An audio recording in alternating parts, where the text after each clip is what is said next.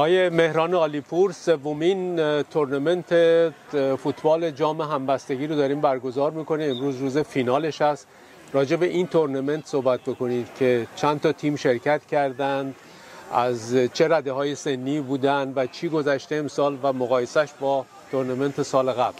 در مورد تورنمنت امسال همونجوری که واقفید سومین سال تورنمنت تابستونی است که جام همبستگی یا همون سالیداریتی کاپ. بحث ما بحث به هر حال یه آری به اتفاق جهان میتوان گرفت، در کنار هم باشیم، با هم کار کنیم برای فرداهای بهتر. و در این تورنمنت ما کاری که کردیم از پارسال بوده و امسال رده سنی زیر 7 سال، زیر 9، 11 و 13 هم وجود دارن در دو تا از مدرسه‌های فوتبال که از بازیکنان صاحب نام ملی پوش در ایران بودن و سعادت اینو داریم در خدمتشون باشیم. اینجا آقای رضا عابدیان بازیکن اسبق تیم ملی و پرسپولیس و دوست گرانمایه آقای کوروش تیزر بازیکن اسبق استقلال، کشاورز و تیم‌های صاحب نام باشگاه‌های ایران که این چند ساله در تورنتو هستن و مدرسه فوتبال، دو تا مدرسه فوتبال موفق دارن به نام کیکرز یونایتد و اکسل پرو که به هر حال با همکاری اینا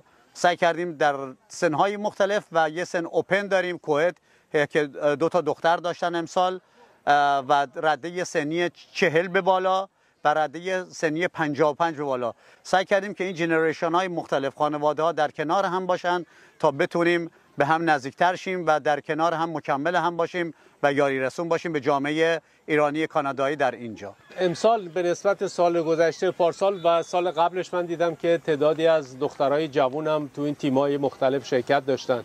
امسال چقدر این شرکت دخترها در این جام بیشتر شد به نسبت قبل؟ به نسبت یعنی خوب بودن، ولی خب اونا چالش‌های خاص خودشون دارن. هنوز اونجوری که ما دوست داریم تو واقعا استقبال نکردن. یعنی ما اینو منداتوری گذاشتیم به خاطر هم جنبش زن زندگی آزادی و هم مقام و منزلیتی که دخترها، خانم‌ها، مادرها در بخش زایش، آفرینش، آموزش دارن. ما دوست داریم بیشتر اینوالو باشن. امسال هم بودن، ولی ما دوست داریم واقعا و میتونیم. ولی ما میگم نیاز به دست‌های دیگر داریم، کسایی که یاری برسونن و ما از دست و شونه مردم هم میبوسیم که با هم باشیم، در کنار هم باشیم. خب برگزاری این تورنمنت خب مشکلات خودشو داره، سختی‌های خودشو داره، خیلی انرژی طلب میکنه برای اینکه بتونه به خوبی در 2 روز بخواد برگزار بشه.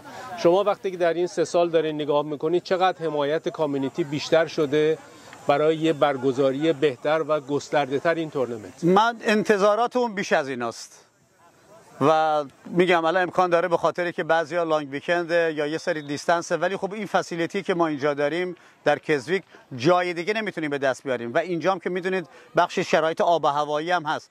یعنی تا هفته پیش تمام زمینای تورنمنت داشتن، لیگ داشتن و نمیتونستیم زودتر بگیریم. سعی میکنیم اگر بتونیم فسیلیتی به این شرایط و این به هر حال امکانات خوب، اریای خوب، خانواده‌ها در کنار هم بتونیم به دست بیاریم، سعی میکنیم تاریخ رو عوض کنیم، ولی با توجه به محدودیت‌هایی داریم تا الان میسر نشده. اما باز واقعا میگم انتظار داریم جامعه ایرانی کانادایی تو اینجا یاری برسونن به کاری که ما داریم میکنیم که منافع مشترک داریم، اهداف مشترک و باورهای مشترک داریم. مشخصاً چه نوع حمایت‌هایی رو کامیونیتی میتونه به شما ارائه بکنه برای بهتر برگزار کردن؟ یکی بخش پارتیسیپیت کردن در تیم‌های فوتبالشون و بخش هم بخش مالیشه که ما الان هزینه کردیم امسال از جیب خودمون با چند تا دوستایی که اسپانسر شدن که کاپ به همه تیم‌ها میدیم، بهترین بازیکن میدیم، بهترین دروازه‌بان میدیم و مدال میدیم و به تیم‌های باز اول لباس و یه سری تیشرت و لباس گرم و اینا داریم میدیم و واقعا این هزینه‌ها اینجا کلی هزینه داریم. بخش داوری داریم، بخش سکیوریتی داریم، بخش نرس داریم، بخش زمینا داریم، اینشورنس داریم. اگه بتونن بیان به خصوص بیزینسمن‌های ایرانی که میتونن رایت آف کنن برای بیزینس، به هر حال ما مشتاقیم که ببینیم ایشون در کنار هم کارهای بهتر و فرداهای بهتر داشته باشیم.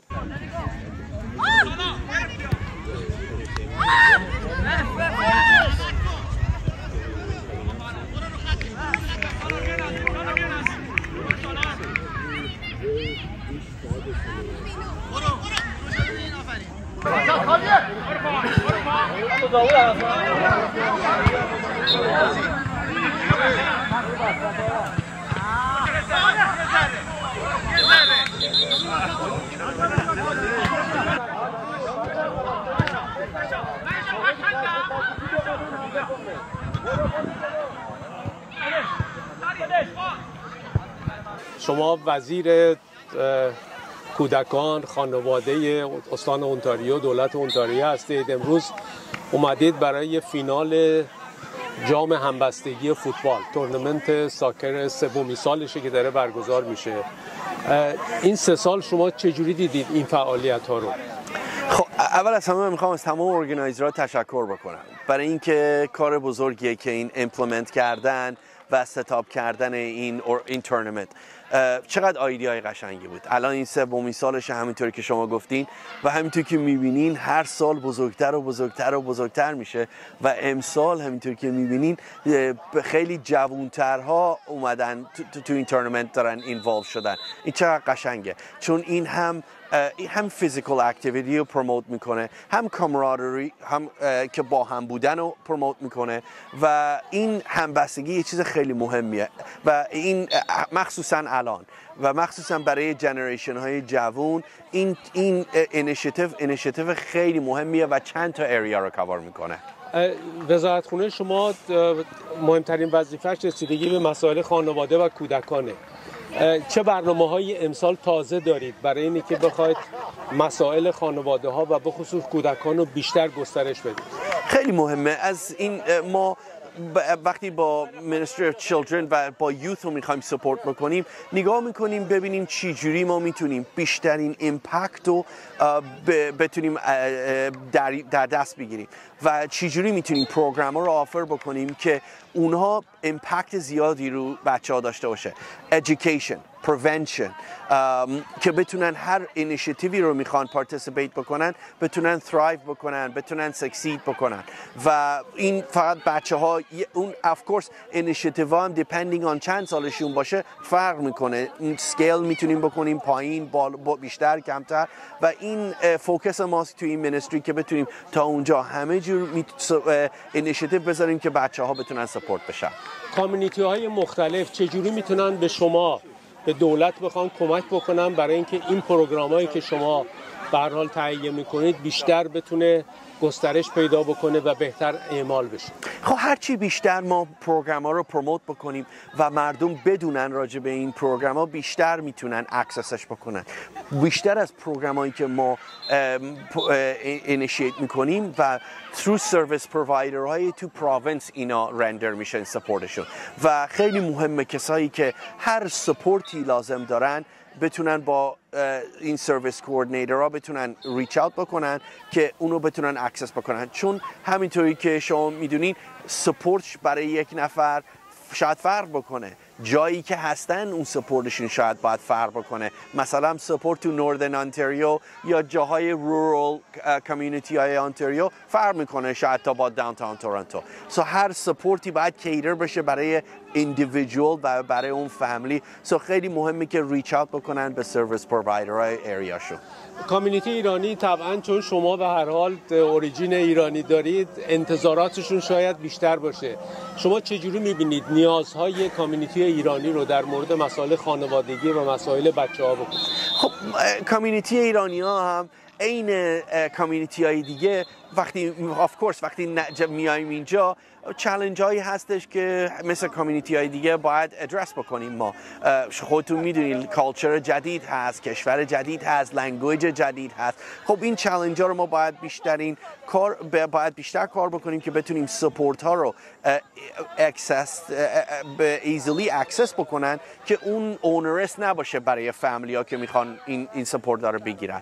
و با کامیونیتی ایرانی من یه کاری که دارم میکنم تا اونجا که میخوام پروموت بکنم این پروگرام ها که اویلیبیلیتی این پروگرام ها حالا یا شاید برای بچه ها باشه، شاید برای یوث باشه، شاید برای خانومان باشه، برای خانواده ها باشه و سپورت های دیگه که اویلیبل هست که بدونن میتونن اکسس بکنن. این یه کاری که ما داریم میکنیم که تا اونجا که بتونیم با زبان فارسی بتونیم این پروگرام ها رو بتونیم مردم نشون بکنیم. خیلی ممنونم. ممنون از شما. دوباره میخوام از همه اینجا تشکر بکنم اگه اجازه میدین. این سالیداری کاپ مینینگ خیلی مهمی داره و ما داریم میرسیم به انیورسری 16ام روزی که of course مهسا امینی یه روزی بود که تمام دنیا راجع به این اینفورم هستن و این موومنت نباید استاپ بشه. این سالیداریتی کاپ از تمام ارگانایزرها تشکر میکنم که اینو دوباره ارگانایز کردن که ما این مموری این موومنت رو هنوز نگه داریم که بتونه هوپفولی هر چه زودتر ایران آزاد بشه. خیلی ممنون از شما. مرسی. چی میگه؟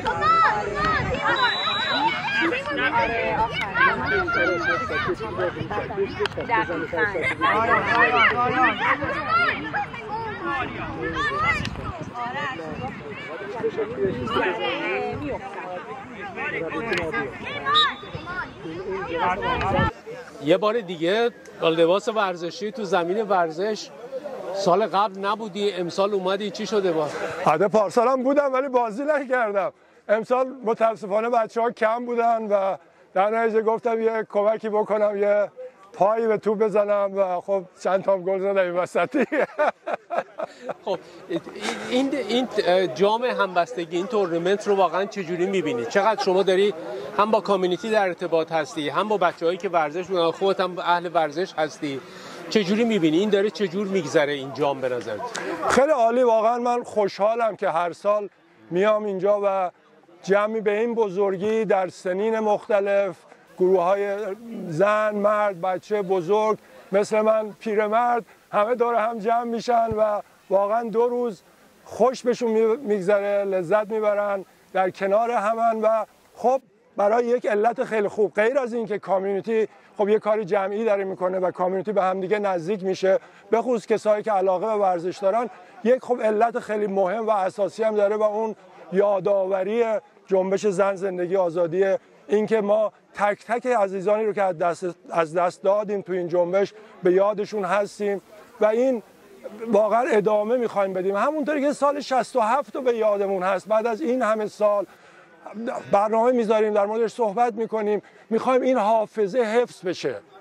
این واقعا ظلمی که جمهوری اسلامی کرده، این که با زور خودشو نگه داشته، با کشتن جوانها خودشو نگه داشته، ما میخوایم اینو هر سال یادآوری کنیم و واقعا من ایول میگم دم بچه‌ها گرم که هر سال دور هم جمع میشن و دم برگزار کننده های برنامه گرم که هر سال انرژی میذارن، زحمت میکشن و همه ما رو دور هم دیگه جمع میکنن. ولی از همه مهمتر دم بچه‌های ایران، جوانای ایران گرم که مطمئنم بالاخره پیروز میشن.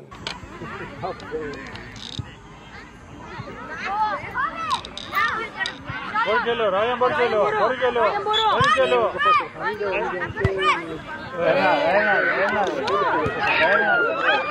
راست برو تو پاس. باری کلا. نه.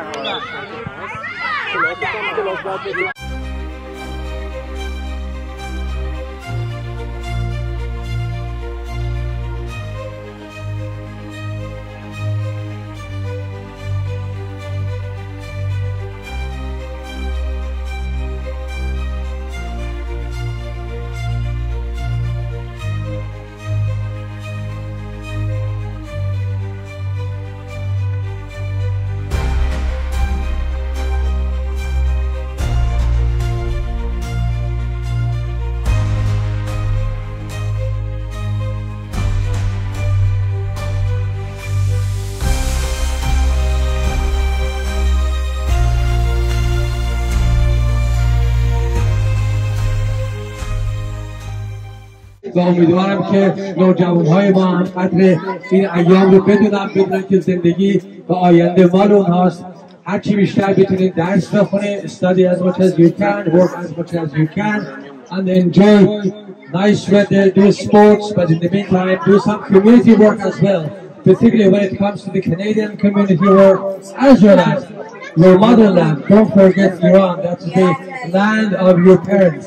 So work as much as hard as you can. The future is yours. You will be our next Prime Minister. You will be our next. The only key is work as hard as you can, learn as much as you can, and also don't forget community work.